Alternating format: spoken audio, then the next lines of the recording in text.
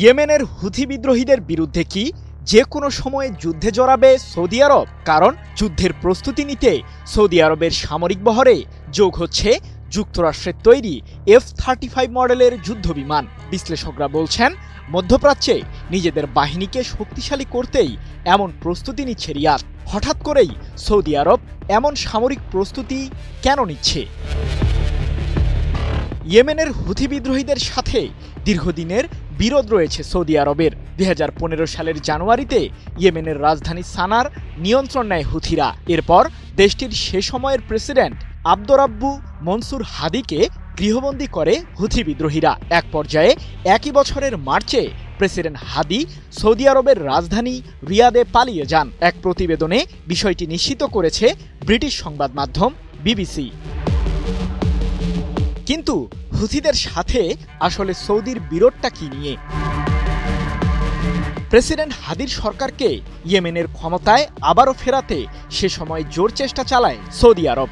এ নিয়ে সংযুক্ত আরব আমিরাত, মিশর, বাহরাইন ও সুদান সহ বেশ কয়েকটি আরব দেশের সামরিক বাহিনী নিয়ে যৌথ সামরিক জোট গঠন করে সৌদি সরকার। এক পর্যায়ে ইয়েমেনের রাজধানী সানায় হুথিদের আস্তানা লক্ষ্য করে বিমান হামলা চালায় সৌদি আরবের নেতৃত্বাধীন সামরিক জোট। সেই থেকে হুথিদের সাথে এক সামরিক বিরোধে রয়েছে সৌদি সরকার।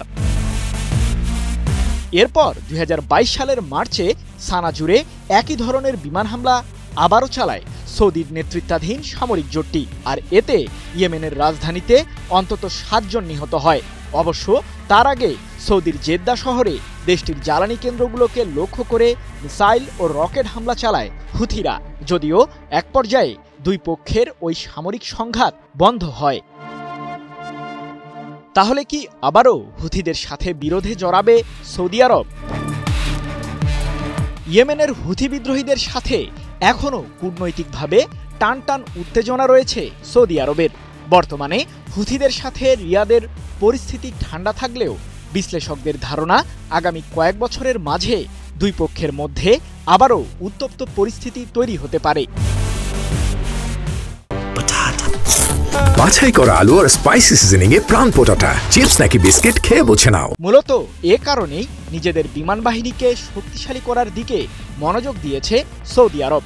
সে লক্ষ্যে যুক্তরাষ্ট্রের কাছে 48টি F-35 যুদ্ধবিমান কিনতে চলেছে রিয়াদ। যদিও এ প্রসঙ্গে এখনও মার্কিন প্রেসিডেন্ট ডোনাল্ড ট্রাম্পের সাথে দর কষাকষি চলছে সৌদি আরবের যুবরাজ মোহাম্মদ বিন সালমানের। সৃজন মাহমুদ, নিউজ 24।